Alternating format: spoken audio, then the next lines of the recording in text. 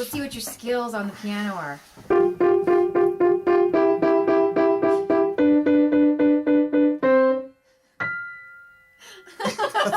Good improvising. I always wanted to learn how to play an instrument, and we got tested one time when we were kids, but and there's this kid is gifted, but I had to play soccer instead. Yeah, I know. You can do this one. Yeah.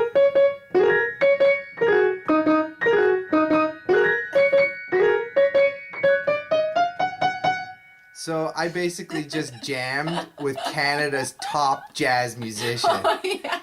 It's going on my reel. That's going on my reel. Pretty good. It was pretty good. It's moving. You know what? So we touched briefly on the music. Sorry, the voice stuff. Yeah. Let's talk a little bit about some music. Okay. Music is my life, really. I grew up in a house filled with music and listened to a lot of different kinds of music growing up, but a lot of jazz. And I went to Etobicoke School of the Arts for high school. Really? And I took the music theater program there. So, you know, singing, dancing, acting, doing musicals. And I think at that point, that's when my love of the American songbook, standards from the 30s and 40s that were in all those musicals, it really solidified my love of that music. So while I was still in high school, I put together a little jazz quartet, and we started playing around town, and we ended up, you know, we got a gig at the Toronto Jazz Festival, and things just kind of progressed from there. After high school, I went to Humber College, and I studied music theory and arranging because I wanted to be able to get all these arrangement ideas that I had in my head out on paper. I knew how to read music. I always played piano. I played various instruments, but I just wanted to take to the next level and learn how to arrange for horns. And right. So we learned how to write arrangements for big band. And what were your marks like in school? Oh, well, in high school, in grade school and up until grade 10, I was a straight A student. Yeah, I bet. You know, I can tell just by talking to you that you probably... Little type A, little Courtney in there. I just want to go home, study for my SATs. I was the guy who did the announcements. Of course you were. Of course you were. But I ended up, I think it was the summer between grade 10 and 11. You know, just my social life became way more important than my marks. Mm-hmm. Things really slid. And grade 11, I missed a lot of classes. I was skipping a lot of class. I was hanging out with the wrong crowd. That happens. That happens. You were hanging out with the guy who did the announcements, probably. Yeah, it was you. No, and my principal sat me down and she said, listen, you know, you are representing the school, you know, really well, going out and playing live and, you know, creating a good face for this music school. She said, but you're not going to graduate unless you get your act together. So she said, do you really want to spend another year here? And that was sort of like the wake-up call. Yeah. And I got my act together and finished, and then went to Humber College for a couple of years to really kind of hone the musical arranging and music theory. And I started making records, started playing, and the rest is history.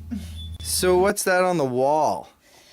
This is an album that I put out in 2007 called The Very Thought of You. Well, I had longer hair then. I might have to grow my hair back. No, I like your haircut. Yeah. I like it. Good to change it up, yeah. You know? So I recorded this album here, and it was nominated for a Juno, and it's got lots of beautiful songs, American Songbook tunes. And it's called The Very Thought of You. Yeah. Look into my eyes. And this one is Winter Wonderland, and this is my Christmas album. It's really more of a winter album. A lot of songs about winter on that one. So is there any actual Christmas carols on there? It's interesting because doing this record made me realize, like, I wanted to have it include some of my favorite Christmas songs, which is like Winter Wonderland, Sleigh Ride, Let It Snow.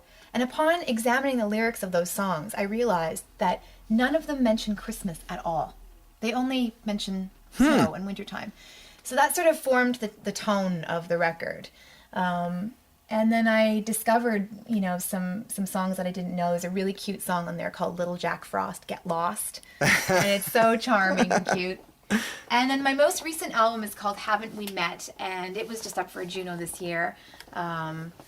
In Newfoundland, I didn't go. Too snowy. Sorry, Newfoundland.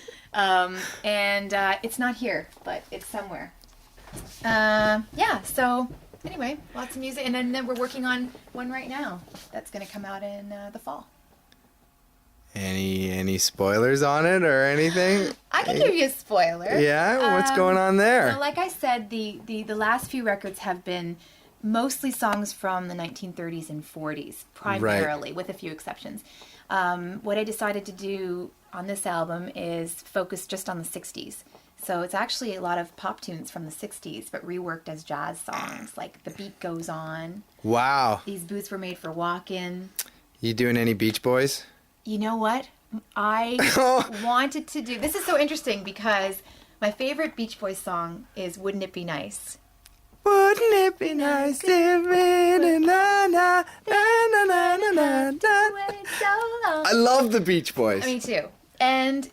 interestingly, when you're taking a song and you're rearranging it, you have to be very careful because standards are songs that have been done over and over and over and over again, like Bye Bye Blackbird or Sunny Side of the Street. Okay. People are used to hearing them in lots of different ways, and people accept that. But when you have a song that hasn't been covered by too many different artists, people are very protective about the original, and I had to find a way to really stay true to the songs, to not, you know, wreck them somehow.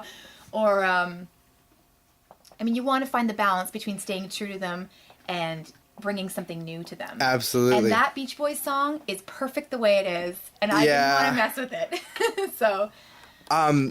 Speaking of cover, too, this just reminds me of the first time that I heard a cover song done well and sort of rocked my world was, are you familiar with the Breeders? No, but Kim Deal from the Pixies formed this band called the Breeders, and I was 18. It's off a CD called Pod. They covered John Lennon's Happiness is a Warm Gun. Bang Bang Shoot Shoot. Yeah.